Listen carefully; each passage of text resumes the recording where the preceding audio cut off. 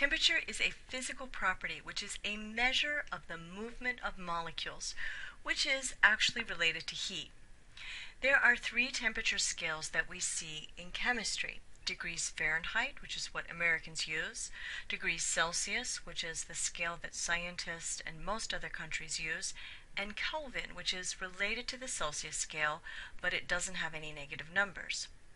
This graphic from your textbook shows the relationship between the Fahrenheit, Celsius, and Kelvin scales as we focus on the boiling point and freezing point of water, with normal body temperature about 1/3 of the way between those 2 points. Between the freezing and boiling point of water in the Fahrenheit scale, 32 degrees Fahrenheit and 212 degrees Fahrenheit, there are 180 degrees. Between those 2 points in Celsius, 0 degrees Celsius and 100 degrees Celsius, there are 100 degrees. This is also true for the Kelvin scale, although the freezing point of water is 273 Kelvin and the boiling point is 373 Kelvin. For each degree in Celsius and Kelvin, there's 1.8 degrees in Fahrenheit. To convert between the scales, we use these 4 formulas. To convert to Fahrenheit from Celsius, we multiply 1.8 by the temperature in Celsius and then add 32.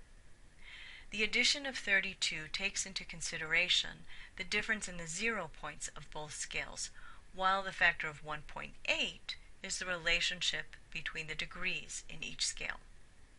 To convert to Celsius from Fahrenheit, we subtract 32 from the temperature in Fahrenheit and then divide that difference by 1.8.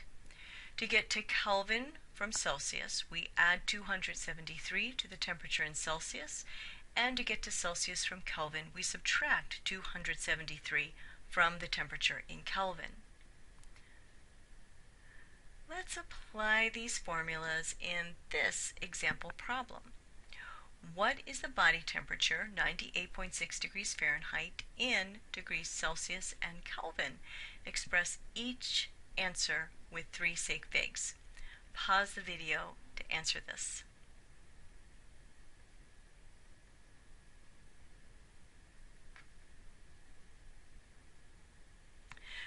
To convert to Celsius, we subtract 32 from 98.6 to get 66.6.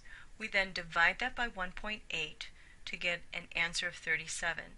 To express this with 3 significant figures, we add a 0 after the decimal point.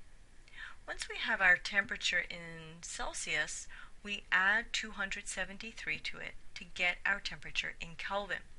To express our final answer, 310, with 3 sig figs, we place a decimal point at the end of our answer. Human beings can remain healthy and alive in a narrow temperature range.